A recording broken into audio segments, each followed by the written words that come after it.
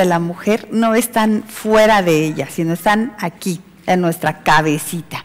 Aquí es donde tenemos un montón de barreras las mujeres y el Señor quiere que las derribemos en nuestra manera de pensar, que nos renovemos, que adquiramos esa sabiduría que Él tiene para nosotros, que pensemos como Él quiere que pensemos.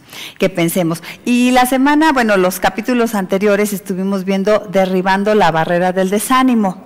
Vimos bastante, nos ayudaron Marisela, hermosa, con pues ayuda psicológica, técnica científica para ayudarnos en esta parte, pero espiritualmente también vimos, ¿verdad?, cómo derribar la barrera del desánimo. Y hablamos que una parte importante en este acróstico que hicimos del ánimo, ¿se acuerdan?, es la fe, el tener confianza, tener una confianza superior para poder vencer el desánimo. Y entonces vamos a hablar todo lo que sigue en este nuevo capítulo acerca de la fe. Derriba la barrera de la incredulidad o de la falta de fe. Y el tema se llama No temas, cree solamente. Y para empezar tengo un cuentito que lo tenemos aquí en un video, creo, ¿sí? ¿No? ¿De verdad que no? Ah, es que... ¿Quién está ahí arriba? ¿Wendy? Ah, bueno, es que la semana pasada me había encontrado a Adrita uno en el YouTube que era como de unas marionetitas. Bueno, pues yo se los cuento entonces, no van a tener actores ni actrices. Ustedes ya lo conocen porque el pastor nos lo ha contado muchas veces. El gusanito soñador. Es que la voz está medio... A ver, ahí vamos. Había una vez un gusanito que caminaba en dirección al sol. El escarabajo lo vio y le dijo, ¿por qué caminas tan apresuradamente? Tú siempre estás comiendo y comiendo, pero ahora, ¿qué prisa tienes? La oruga le respondió, anoche tuve un sueño. Soñé que estaba en la cumbre de la gran montaña y desde la montaña contemplaba todo el valle. Me gustó lo que soñé y he decidido realizarlo. El escarabajo comenzó a reírse y mientras agarraba la panza de la risa le decía, tú, un gusano miserable, ¿quieres conquistar la gran montaña? Estás loco, no lo lograrás. Tu trabajo es comer y comer. Tus patas diminutas no te lo permitirán. Ni siquiera yo, con unas patas más grandes que las tuyas, intentaría una hazaña como esa. Desiste, no sigas adelante. El gusanito no escuchó las últimas palabras porque ya había avanzado unos cuantos centímetros y siguió adelante. De pronto se topó con la araña, que le hizo la misma pregunta. ¿Por qué caminas tan rápido? Y el gusanito contestó lo mismo que antes. Anoche tuve un sueño. Soñé que estaba en la cumbre de la montaña y desde la montaña contemplaba todo el valle. Me gustó lo que soñé y he decidido realizarlo. La araña se rió como el escarabajo y le dijo la misma cosa. Tú no podrás lograrlo.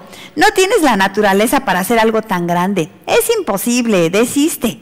Una piedra te será una montaña. Un charco será como un mar. Así que la gran montaña será imposible. Jamás lo lograrás.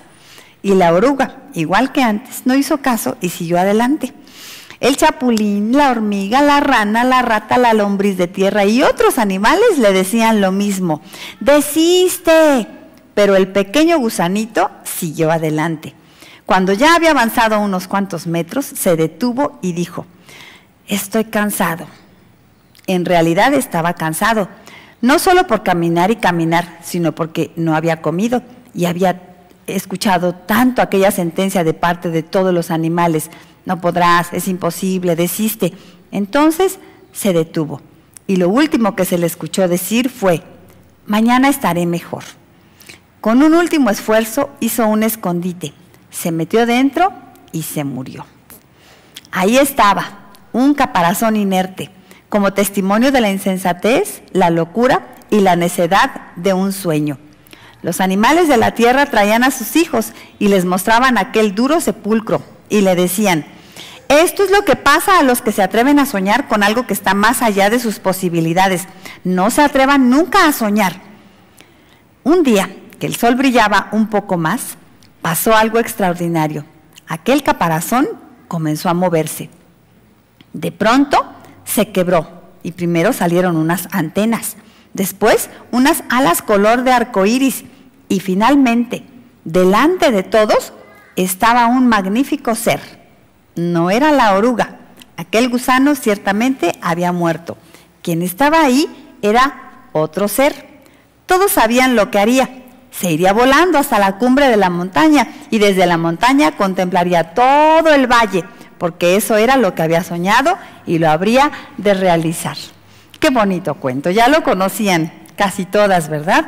Pero esta historia luego la podemos usar para un montón de enseñanzas, que la persistencia, que el luchar por los sueños, pero yo la voy a usar en este tema que vamos a hablar acerca de la fe.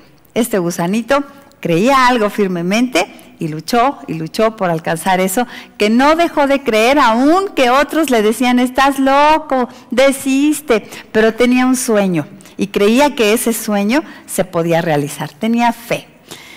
Dice la palabra de Dios en Hebreos 11:1 acerca de la fe. Es pues la fe, la certeza de lo que se espera, la convicción de lo que no se ve. Si lo tenemos en la pantalla, para las que no lo sepan, leámoslo, dice así, es pues la fe, la certeza de lo que se espera, la convicción de lo que no se ve.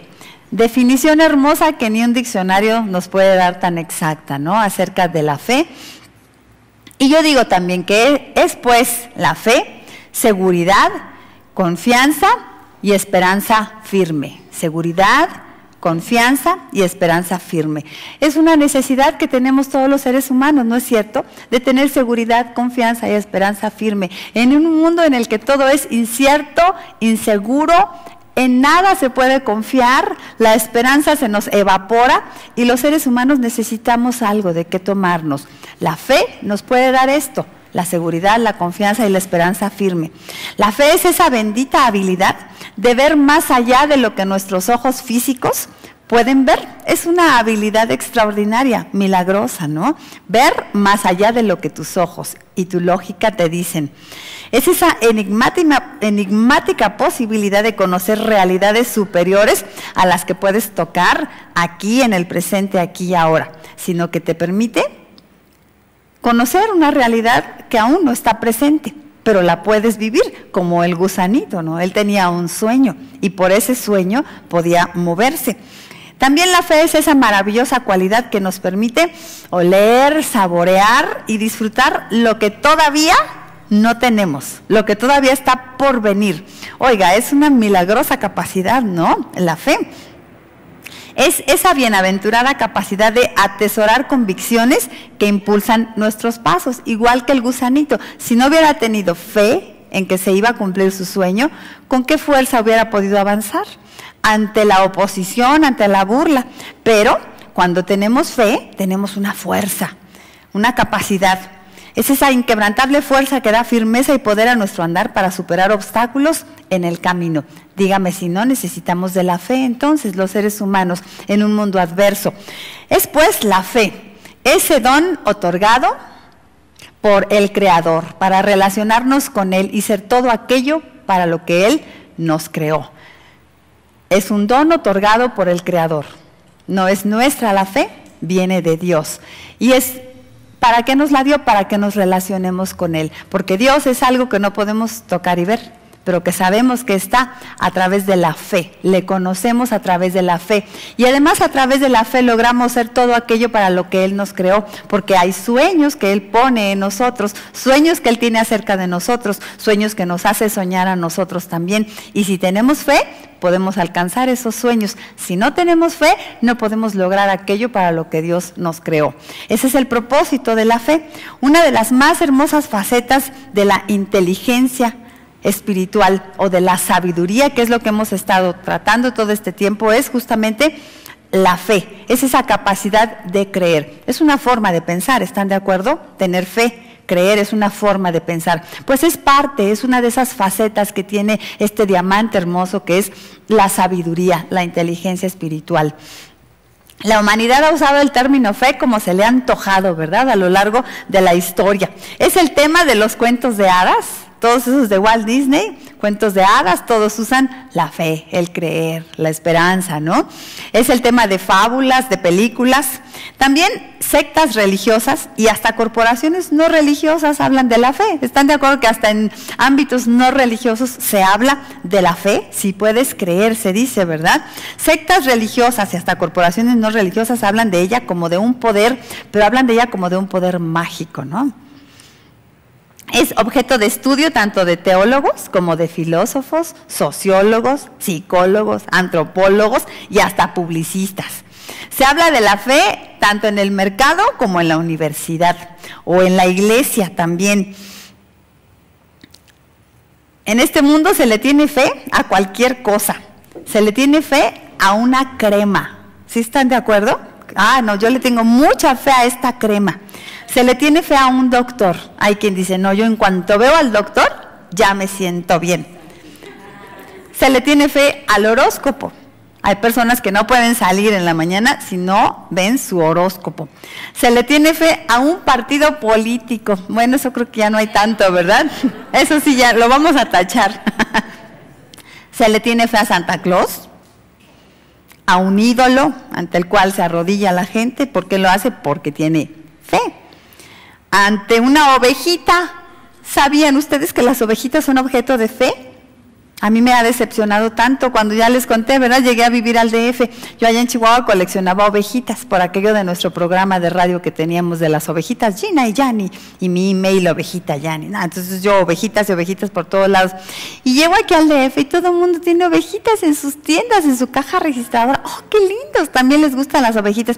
Voy sabiendo que no, que las tienen que por la buena suerte para que venga la lana. Y entonces yo voy y les notifico, no sirve de nada. Mire, tengo así hartas ovejitas y nomás no cae la lana, no funciona.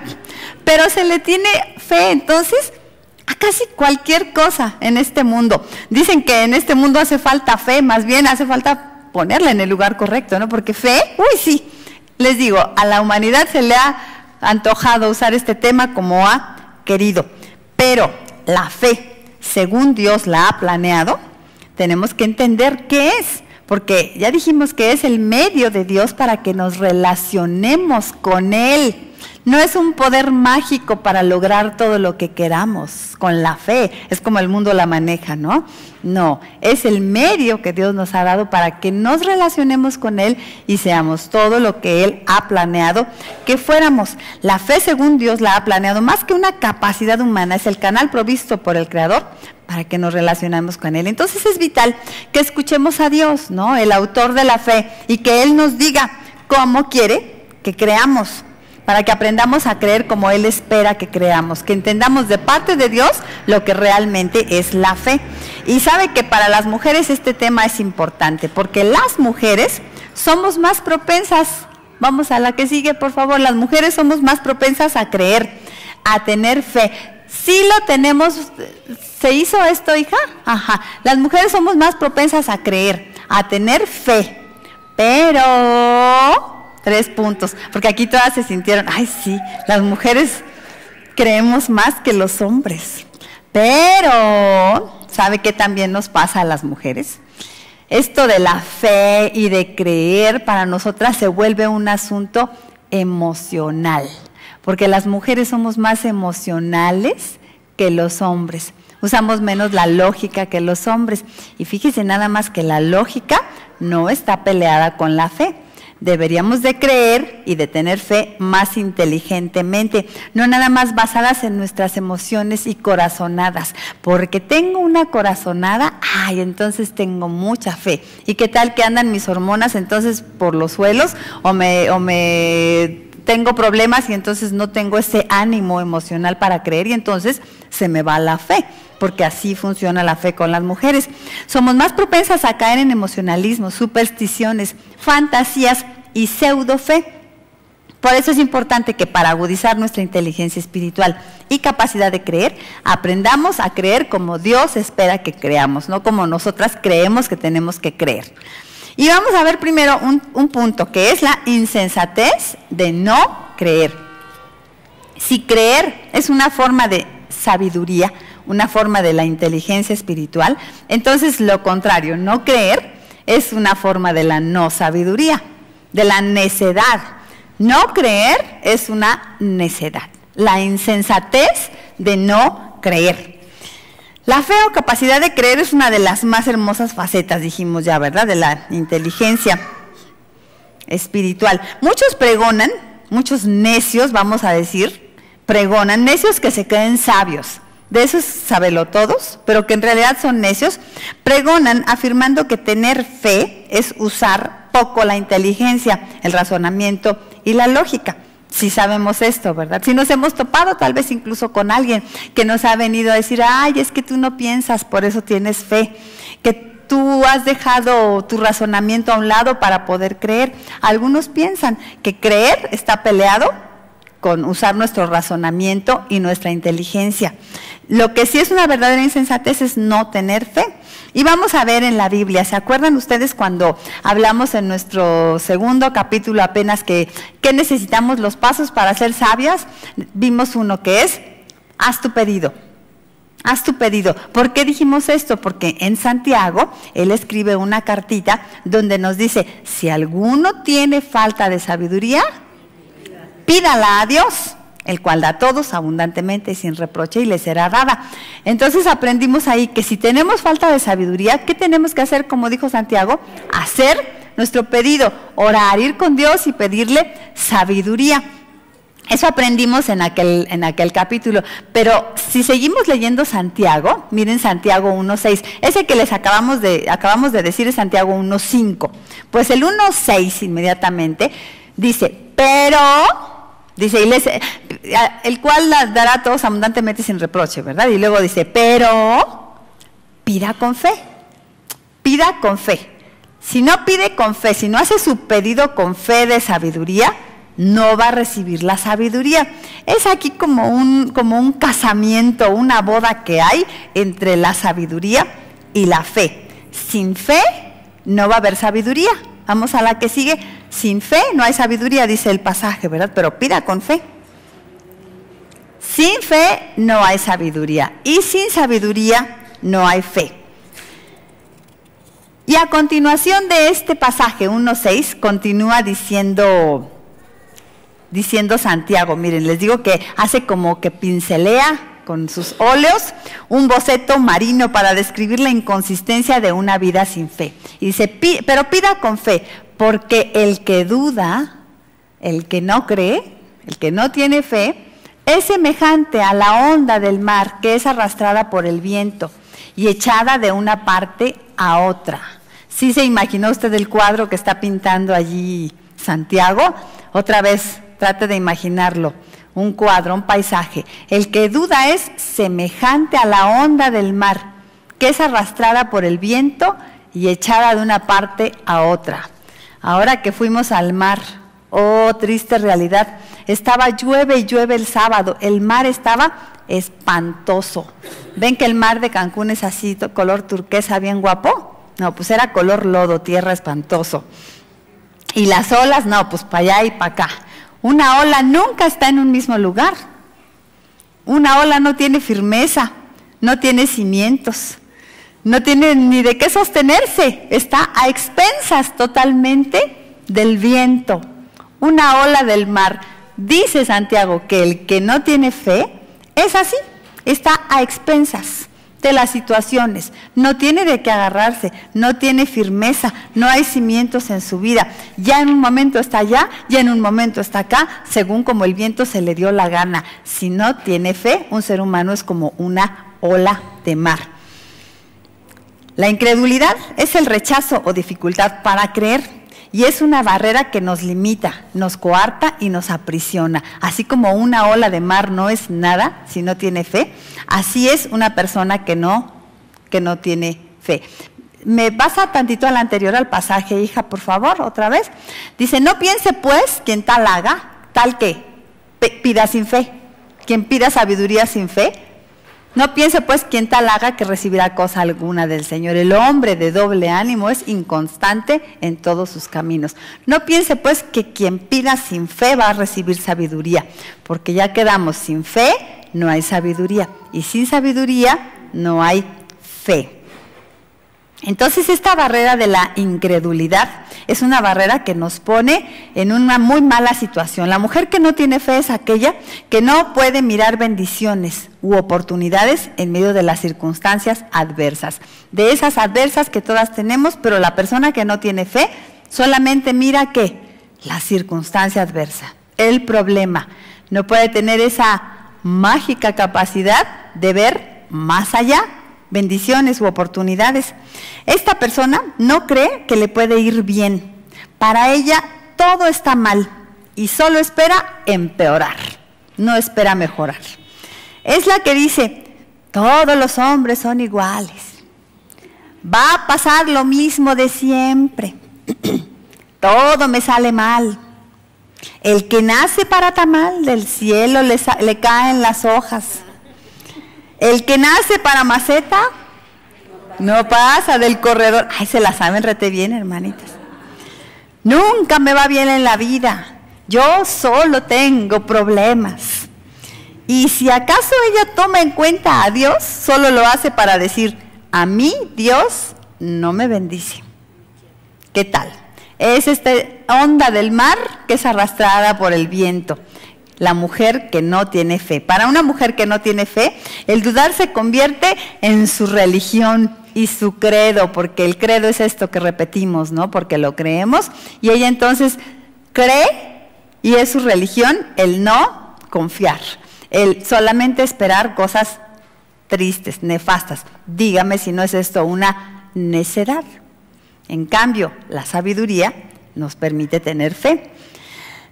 La barrera esta de la incredulidad se manifiesta como falta de fe. Ahí lo tengo en la pantalla.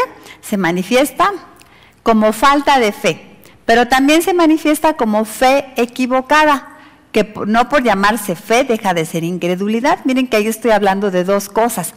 La barrera de la incredulidad se manifiesta como falta de fe, o sea, no creo nada, no tengo confianza, no tengo esperanza, pero también se puede manifestar como una fe equivocada. Y no por llamarse fe equivocada, deja de ser también incredulidad. Es decir, la fe equivocada es una forma de incredulidad también. Lo vamos a ir viendo despacito eso para no hacer las bolas. Pero los ladrillos que le dan forma a esta barrera de la incredulidad son unas piezas engañosas, deformes y resbalosas, pero que se arraigan en la forma de pensar de la persona incrédula y le atrapan en una red oscura que nubla su visión espiritual. Esta barrera va encerrando a la persona en la prisión de la desconfianza y congela su habilidad para ver a Dios y sus propósitos. La indecisión y vacilación, recelo, engrilletan su voluntad. Quien se empecina en la incredulidad se esfuerza por crear argumentos contra lo que insiste en no aceptar. No acepta tal cosa, tal verdad que le dicen, ¿y qué hace? Se esfuerza en hacer argumentos contra eso que le dicen, contra la esperanza o la verdad que le están diciendo, y hace todos sus argumentos y logra en su afán aprisionarse más en su antítesis de la verdad, o sea, en su mentira que está creando para sostener su falta de fe, sus argumentos que se da para sostener su falta de fe. Además, esta persona es presa del temor porque en su incapacidad de ver oportunidades se paraliza ante los desafíos. Hay desafíos, pero como no tiene fe, se queda paralizada por el temor. Pero sobre todo, lo más feo de la persona, de la insensatez de no creer, es la necedad de no creer. Es uno de los peores crímenes que puede un ser humano cometer contra sí mismo, porque se condena a vivir separado de Dios. ¿Se acuerdan lo que dice Juan 3:18? Sobre todo, el que en él cree no es condenado, pero el que no cree ya ha sido condenado, porque no ha creído en el nombre del unigénito Hijo de Dios. Es la peor cosa que puede provocar en un ser humano el no creer, el mantenerle separado de Dios.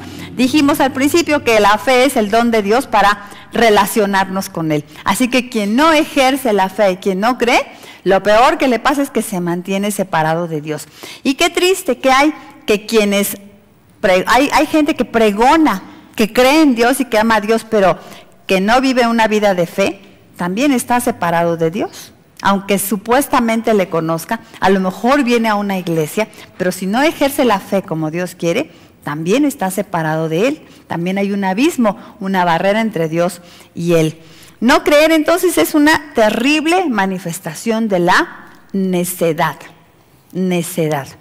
Bueno, pues ya vimos esta parte entonces que es la insensatez de no creer. Ahora vamos a ver la insensatez de creer sin fe o de creer mal. ¿Se acuerdan lo que les decía ahorita? Que puede ser la incredulidad, el no tener fe, pero también la incredulidad puede ser el tener una fe equivocada. Y eso también es una insensatez. La insensatez de creer sin fe o de creer mal, ya le cambié yo porque estuve trabajando esto durante la semana y entonces ya no dice así, ya dice de creer mal. Pero como lo iba a dar la semana pasada, y entonces está actualizado, porque eso le hago siempre a las muchachas, yo cambio y ellas ya tienen algo listo. Si puedes tú cambiarle, hija, la insensatez de creer mal. Ok, pues la incredulidad no solo se manifiesta como falta de fe, también se manifiesta como fe equivocada, que no, por llamarse fe, deja de ser incredulidad. Esta barrera se levanta con otros ladrillos. Hablamos de los ladrillos con los que se levanta esta barrera. Hay unos ladrillos que son el escepticismo, la sospecha, el no creer, pero también hay otros ladrillos con los que se levanta esta barrera. Estos otros ladrillos tienen apariencia de fe, pretenden suplantar la fe, pero no son fe, son sustitutos de la verdadera fe. Y por estos ladrillos de sustitutos de la verdadera fe, muchas personas, no me lo pases eso todavía, hija, muchas personas se han engañado y creyendo que creen, no creen. ¿No las estoy confundiendo? Creyendo que tienen fe, se han convertido en incrédulos de la verdad. Porque aquí yo estoy planteando que quien cree según como Dios quiere, sí tiene una verdadera fe. Cualquier otra cosa no es fe. La verdadera fe, para distinguirla de otras fes, es la fe que nos relaciona con Dios. No se nos olvide esta parte que estamos estableciendo. La fe nos relaciona con Dios, a través de la cual le conocemos y nos permite ser en Él todo aquello para lo que nos creó. Entonces la verdadera fe es esta, que nos relaciona con Dios. Entonces hay unos que tienen fe, pero en lo que creen es en sí mismos, ¿no? Entonces eso no sería fe. Es una pseudofe o una mentira, una falacia. No cree en uno mismo. A ver, déjenme, a mí se bolas aquí. No es tener fe en uno mismo, ni en instituciones o en rituales religiosos. Porque hay quien tiene toda su fe, no en Dios, sino en su religión, en sus rituales religiosos. Bueno, hay hasta quien tiene fe en la oración. Y sí es cierto, debemos orar, pero hay quien cree que la fe, la oración por sí sola es un objeto en el cual depositar la fe. No, la fe se pone en Dios y entonces es fe cuando nos relaciona con Dios. La verdadera fe nos relaciona con Cristo Jesús, quien es el autor y consumador de la fe. Como ejemplo bíblico para respaldar esto de que la fe equivocada es una forma de incredulidad, tenemos a Pablo, que les llama a los a los griegos les llama incrédulos. Pero los griegos no eran en realidad incrédulos. ¿Se acuerdan que tenían muchísimos dioses? Adoraban dioses. Ellos tenían fe. Nada más que para Pablo ellos eran incrédulos, les dice que son incrédulos. ¿Por qué? Porque no tenían una fe verdadera, tenían su fe puesta en un objeto equivocado y eso los convierte en incrédulos, aunque tuvieran mucha fe. Así que también la incredulidad no solamente es no tener fe, sino es tener una fe equivocada. Y eso es una insensatez también, es una necedad. Tener la fe puesta en el objeto equivocado es una necedad, una insensatez. Es incredulidad confundir fe con pensamiento mágico, superstición, pensamiento positivo, optimismo, autoconfianza, etcétera. Una mezcla de todas estas formas de pensar es lo que configura la falsa fe de nuestros tiempos. Ven que se habla de fe por todos lados, ya dijimos, ¿no? En el mercado, en la universidad, en las películas, por todos lados, todo el mundo habla de fe.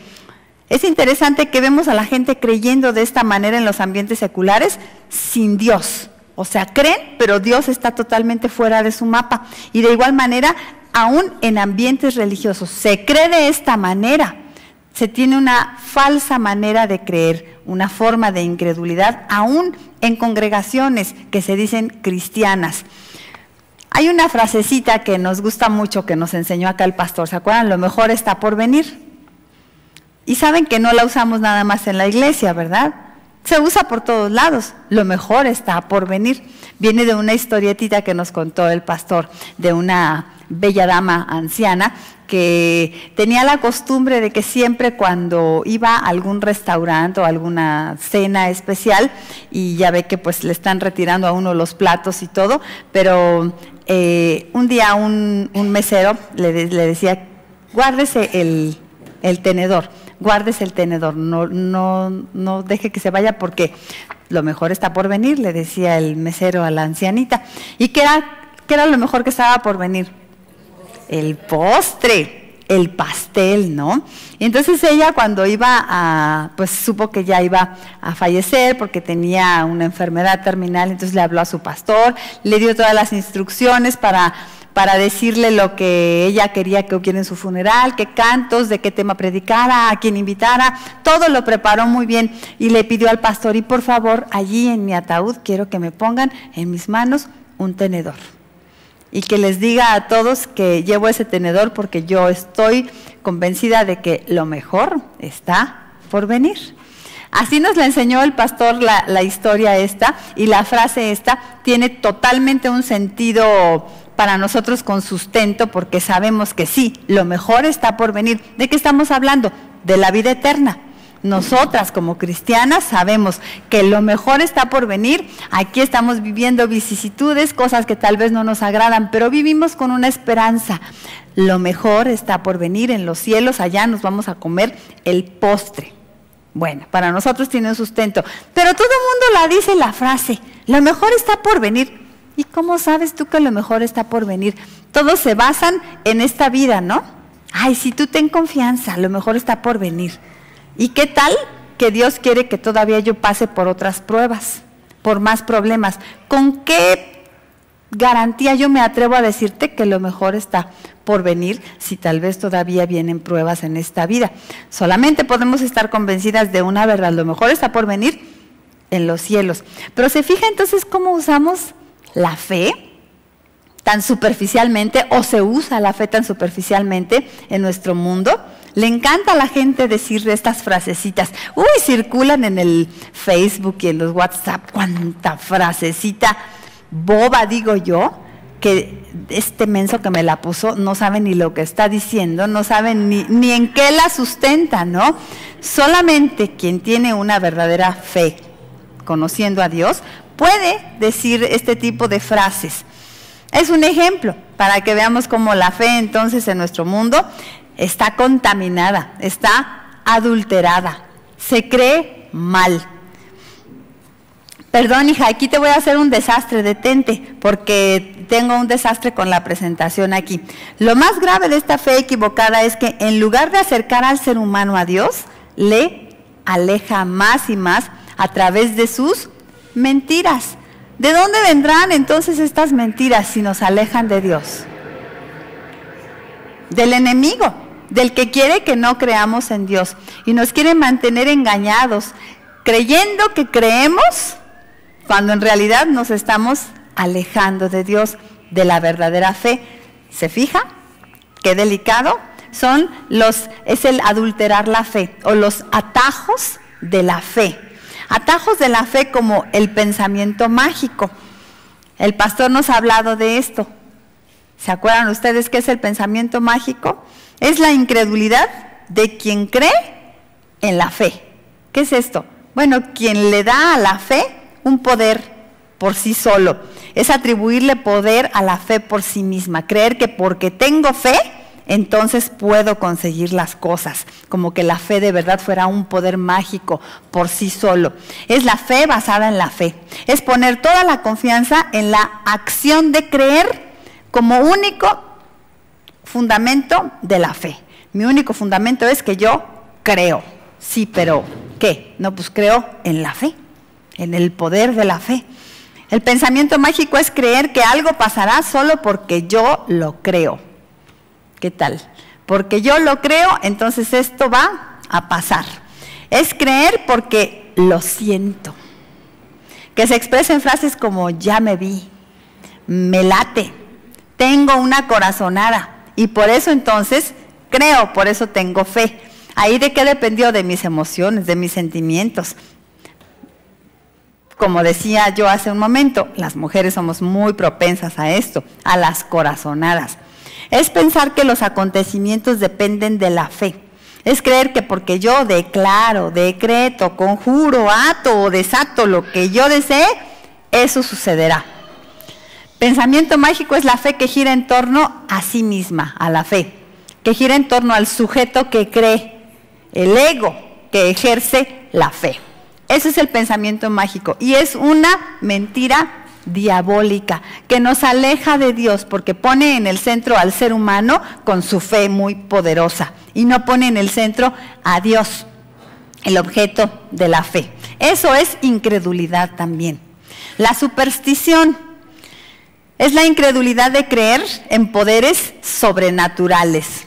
Eso de que cree que por donde quiera y en todo tipo de cosas, de actos que hagamos o de cosas que pongamos, hay allí un poder sobrenatural. Es atribuirle carácter mágico o sobrenatural a determinados sucesos. Pensar que determinados hechos proporcionan buena o mala suerte. La palabra clave en este tema es la atribución. Los hechos acontecen, pero el supersticioso elige atribuirlos a una relación causal entre acontecimientos y fuerzas naturales. No sé, piensa que si ve pasar a un gato negro es mala suerte, ¿no? Y va y se cae.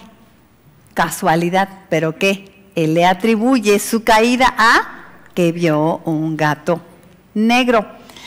Pero este tipo de superstición también se mete dentro de los cristianos. Hay cristianos que no creen, sino que tienen superstición. Esto de cancelo, ay, porque lo dije, ay, ya va a pasar, cancelo, para que no pase. ¿No les suena a superstición? La autoconfianza es la incredulidad de creer en uno mismo. Es atribuirse a sí mismo el poder para lograr lo que sea. Seguridad que alguien tiene en sí mismo, presunción y vana opinión de sí mismo. El que piensa que en su boca tiene poder, porque yo lo digo, va a suceder. Y yo puedo contra esto y contra todo, porque tengo mucha confianza, tengo mucha fe en mí mismo. Eso es totalmente una mentira diabólica. Fe equivocada que se convierte en incredulidad, que nos aleja de Dios. La filosofía del pensamiento positivo, la incredulidad de creer en el poder de la mente. Visualízalo, enfócalo.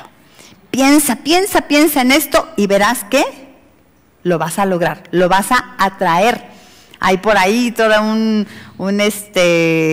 postulado acerca de esto, ¿no? El secreto y el poder de la atracción. Tú enfócalo con tu mente y tu mente tiene poder, lo va a producir. Esto es fe equivocada, diabólica, que nos aleja de Dios. Es atribuirle al pensamiento el poder de lograr cualquier cosa. Dicen, si lo piensas, lo logras. Y está también el poder de la oración, la incredulidad de creer en la oración. Atribuirle a la oración el poder de lograr milagros por sí misma, porque la oración tiene poder, decimos, ¿verdad? Hermanas, eso es una mentira. La oración no tiene poder. ¿Quién tiene poder? Dios. Dios es el que tiene poder. Y si Dios quiere, nos responde a nuestra oración. Y si Dios no quiere, no nos responde a nuestra oración. Nuestra oración no tiene poder por sí misma. Ni la fe tiene poder por sí misma, ni la oración tiene poder por sí misma. Pero ponerle la fe a la fe o la fe a la oración es una incredulidad también. Se habla mucho del poder de la oración y sí, hay poder en orar. Y ese poder es el de estar en comunión con Dios solamente. Pero pensar que solo por orar obtendremos lo que deseamos es un error.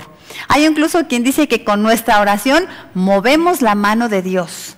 Eso no es fe, eso es superstición, pensamiento mágico y autoconfianza. Yo muevo la mano de Dios. No movemos nada, hermanas, no movemos la mano de Dios. Él es soberano, Él mueve su mano si a Él se le da su gana, nada más. No depende de nosotros, ni se mueve por causa de nuestras oraciones. Sí, Dios nos llega a conceder cosas cuando oramos, ¿verdad? Oraba yo la semana pasada, Señor, que sane mi esposo. Señor, que podamos ir a Cancún. Y el Señor me lo concedió. Moví la mano de Dios. Sí. Dejó de llover. Porque el miércoles, que no pudimos estar allá, fueron con nosotros otros 4 matrimonios de la iglesia. 4 matrimonios y nosotros estábamos allá en Cancún y ellos se fueron el miércoles tempranito. Y nosotros nos quedamos en el hospital. ¿Ven cómo sufro? Y ellos allá en Cancún. Y compramos boletos para pasear en Xcaret y en Explore. Y entonces el miércoles, todo el día en Xcaret, bien padre los hermanos y nosotros en el hospital. Nuestro boleto pagado y gastado sin usarse, desperdicio. Pero estuvo llueve y llueve. El jueves, que ya estamos ahí en Cancún, nos vamos a Explore. Y el Paz le dice al Señor, Padre, que no llueva para que disfrutemos el día. ¿Y qué cree? No llovió. Movimos la mano de Dios. No llovió, estuvo el día precioso y ahí andaba el Paz.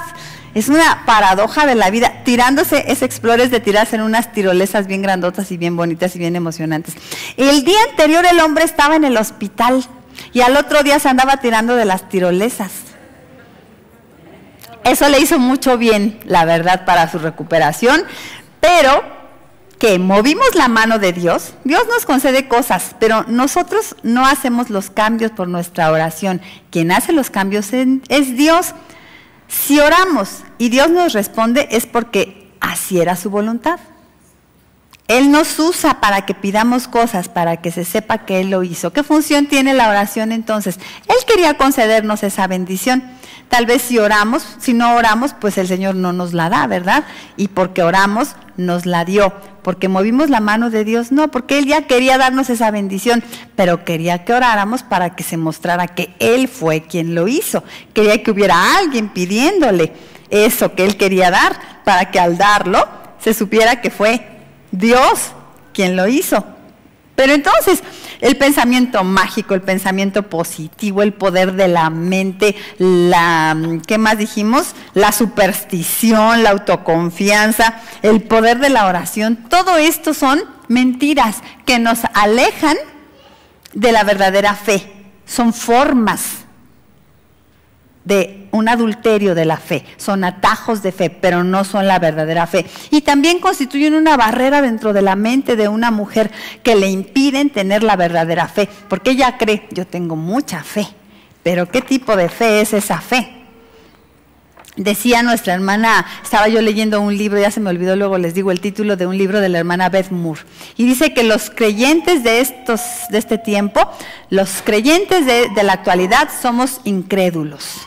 ¿Por qué? Porque ya no creemos en que Dios pueda hacer milagros. Somos creyentes que dudamos acerca del poder de Dios y de que Dios pueda intervenir milagrosamente y transformar situaciones, transformar personas, hacer milagros entre nosotros. Somos incrédulos, dice Beth Moore. Y yo creo que va más allá que el concepto que dice la hermana, la incredulidad de la que somos víctimas ahora o no de que somos víctimas, la incredulidad que se ejerce entre los cristianos, los creyentes de este tiempo. No es que no creamos que Dios pueda hacer milagros, algunos no creen en el poder de Dios, pero algunos nada más creen entonces en la fe. Y solamente están esperando milagros y solamente tienen una fe entonces como supersticiosa. Cuidado entonces con esta insensatez, la barrera de la incredulidad que tenemos que derribar de nuestra mente, que puede ser el no creer o el creer mal. Es una barrera que tenemos que tumbar para poder ser verdaderamente sabias y creer como Dios quiere, para relacionarnos con Él, ¿se acuerdan? ¿Para qué es la fe? Para relacionarnos con Él y ser todo aquello para lo que Él nos creó. Entonces vamos a ver ahora sí la sabiduría de creer. Ya hablamos de la insensatez de no creer, la insensatez de creer mal. Ahora veamos la sabiduría de creer. El sector incrédulo de la humanidad ha relacionado el tener fe con usar poco la inteligencia y cancelar el razonamiento y la lógica. Ya quedamos de acuerdo en eso. Acerca de esa desventurada facción que proclama que creer es privarse de pensar y cerrar la mente, la Biblia dice así en Romanos 1:21, creo que no está en la pantalla, pero dice así: se envanecieron en sus razonamientos y su necio corazón fue entenebrecido.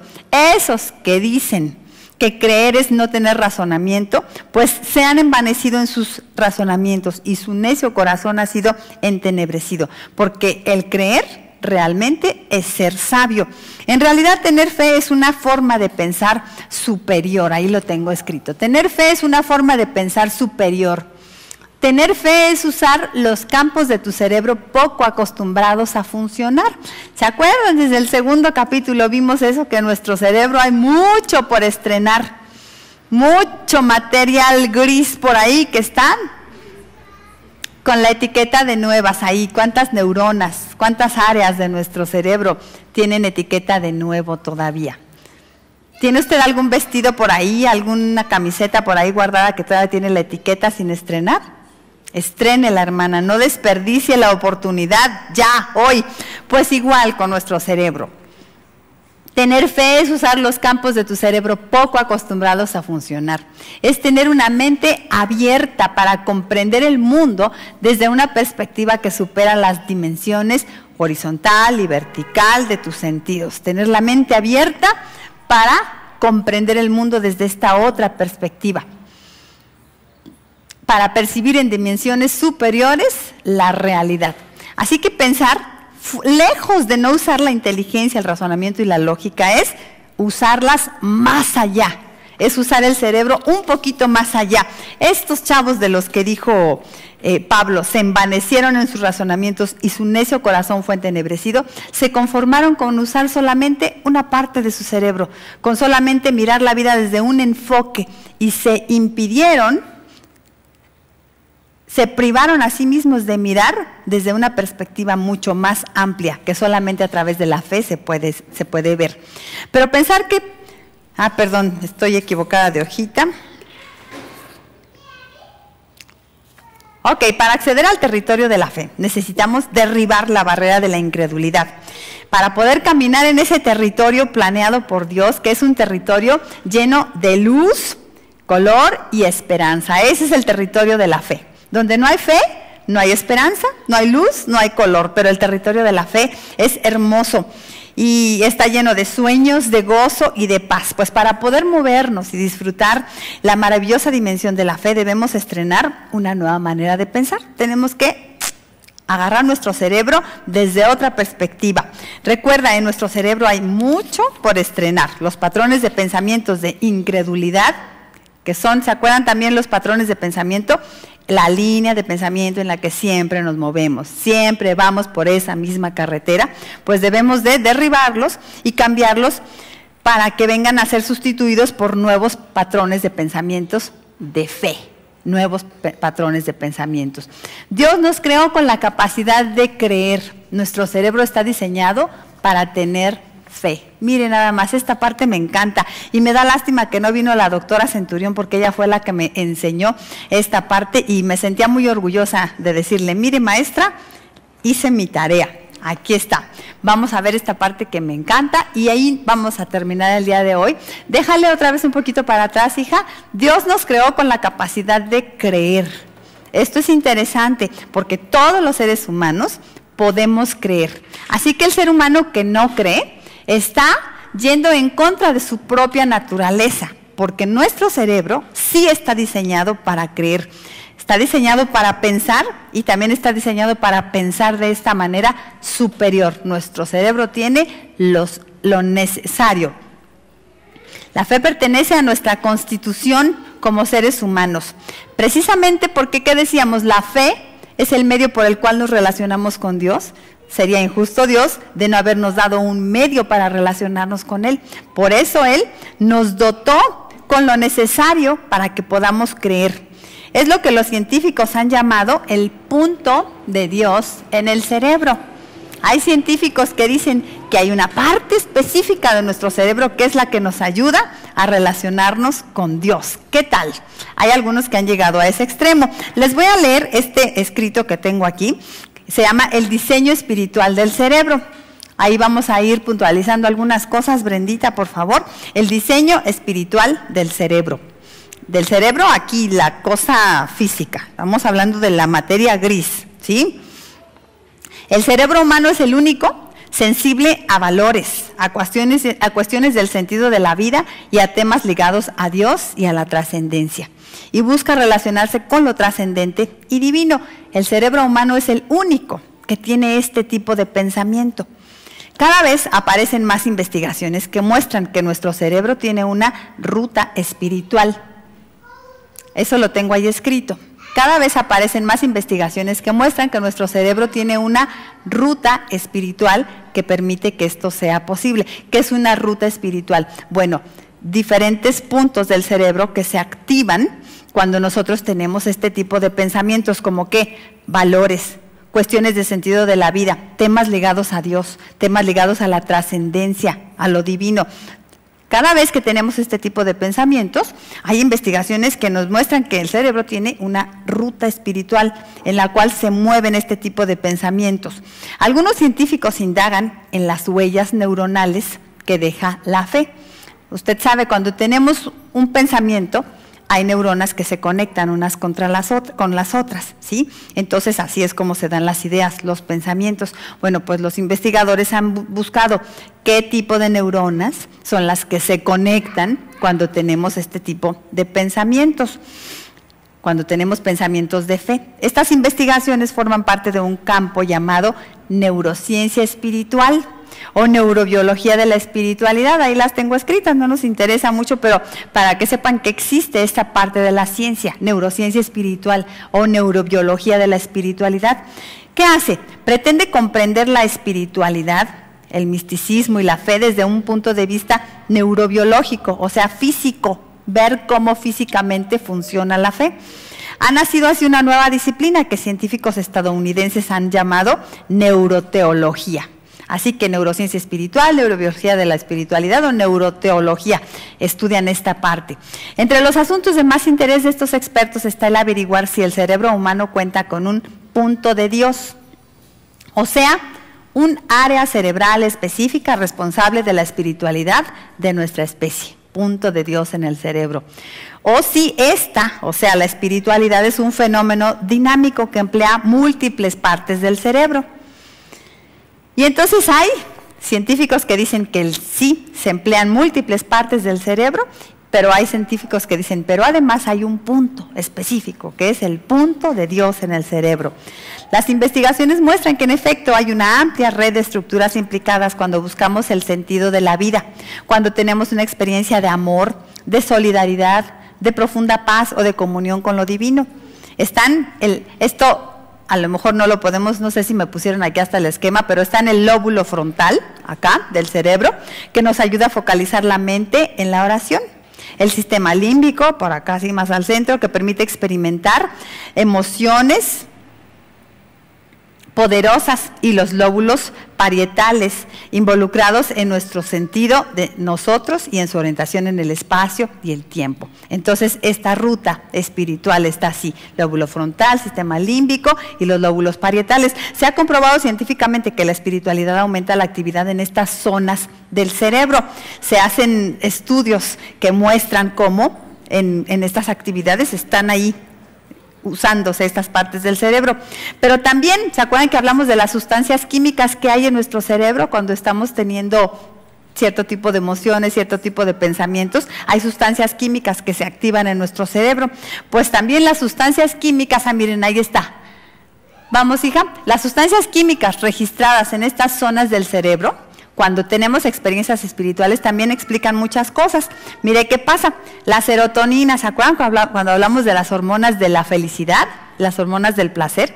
Pues la serotonina deja de inhibir dopamina y se produce una liberación de serotonina en el cerebro, generando una sensación de placer y bienestar. Por eso el tener sentimientos de amor, de solidaridad, de fe, de esperanza, provocan sentimientos de gozo y paz. ¿Por qué? Porque nuestro cerebro está segregando ese tipo de hormonas que ayudan a que tengamos paz del alma, que experimentan quienes ejercitan en la fe. Además hay liberación de endorfinas, ¿se acuerdan? Hablamos de la endorfina, otra de las sustancias que contribuyen al buen estado de ánimo, y el resultado, esa paz del alma que experimentan quienes ejercitan la fe. ¿Cómo está todo conectado? Cuando ustedes tengan el librito ya impreso, van a poder, cuando lean endorfina, ¿qué era eso? Volver a la página donde les expliqué lo de la endorfina y la serotonina y todo eso. Y vemos cómo entonces, decíamos al principio, que Dios nos dotó para creer. Nuestro cerebro está diseñado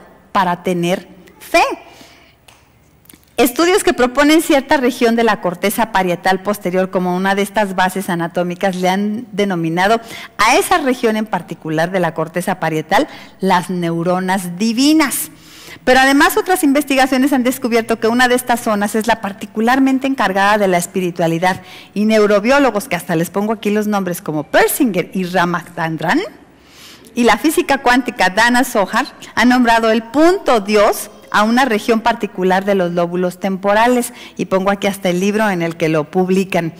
Entonces, ellos han descubierto que no solamente hay una ruta espiritual en nuestro cerebro, sino que hay un punto muy particular encargado de relacionarse con Dios. Oiga, pues todas las personas que no creen en Dios tienen esa parte como sin estrenar, dormida.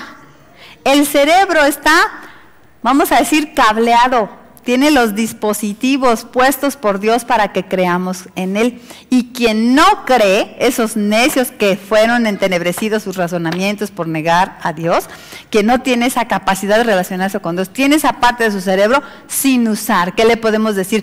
Pues usa tu cerebro, mi chavo. Yo estoy usando más el cerebro que tú. Estoy usando más mi inteligencia que tú. Es la inteligencia espiritual, la sabiduría. Cuando creemos, estamos aprovechando esa parte de nuestro cerebro, ese potencial que Dios nos dio. Estas estructuras cerebrales son sin duda una plataforma diseñada por Dios para que nos relacionemos con Él, lo que demuestra que nuestra mente ha sido creada por un ser superior para poder conocerlo y ser capaz de comunicarse con Él. Es la sabiduría de creer. Apenas se los estoy planteando como físicamente se demuestra que creer es usar el cerebro de una manera superior. La próxima semana vamos a ver lo que la Biblia nos dice acerca de la fe. ¿Qué dice Dios acerca de la fe? La sabiduría de creer. Estamos entonces, hermanas, derribando la barrera de la incredulidad. Incredulidad es no tener fe, no creer, pero también incredulidad es creer mal, mucho ojo. Y fuimos diseñadas para creer. Podemos usar esa parte de nuestro cerebro que Dios nos dio, la inteligencia espiritual. Muy bien, preciosas, pues entonces terminamos por hoy. Vamos a orar para pedir al Señor que nos ayude a tener esa inteligencia de creer como Él quiere que creamos.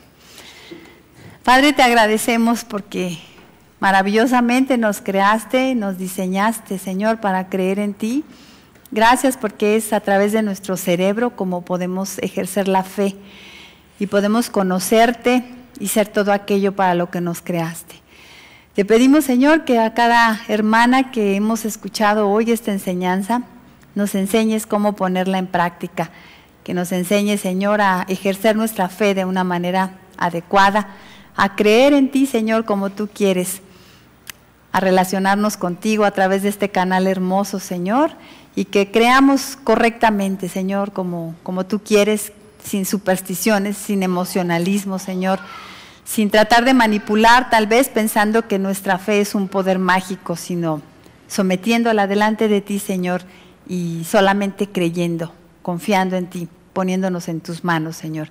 Ayúdanos a conocerte, tú sabes a cada una en qué nivel estamos, Señor, de nuestra relación contigo, y te pido que tú hagas esos milagros en cada una, de que podamos conocerte como tú quieres. Te lo ruego, mi Dios, por Cristo Jesús.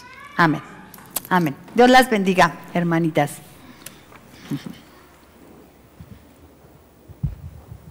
Ofrendemos, hermanas.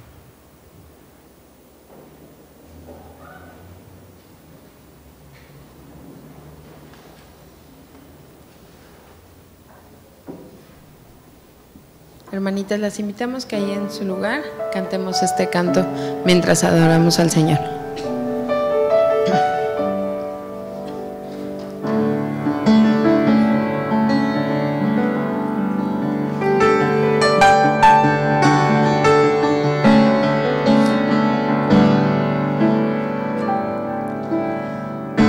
Sientes que nada sale bien, estás cansado de luchar, las fuerzas se te van. Sientes que ya no puedes más, que no puedes respirar, pero te quiero contar que en Jesús hay libertad. Él pagó un precio alto por ti y murió para no verte sufrir, y resucitó para darte la vida, y Él quiere llenar tu corazón. ¿Crees que no hay solución?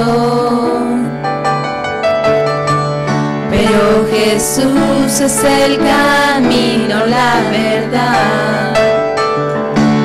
Sientes que el mundo se te cae, déjame contarte que Jesús entregó todo por ti. Él pagó un precio alto por ti y murió para no verte sufrir, y resucitó para darte la vida, y Él quiere llenar tu corazón. Él dice hoy, ven a mí, que yo te haré descansar. Dice que eres su amor y quiere entregarte la paz. Él pagó un precio alto por ti y murió para no verte sufrir, y resucitó para darte la vida, y Él quiere llenar tu corazón. Él pagó un precio alto por ti y murió para no verte sufrir, y resucitó para darte la vida, y Él quiere llenar tu corazón de paz,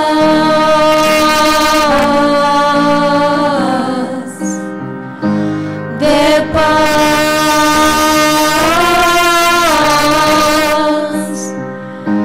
de paz.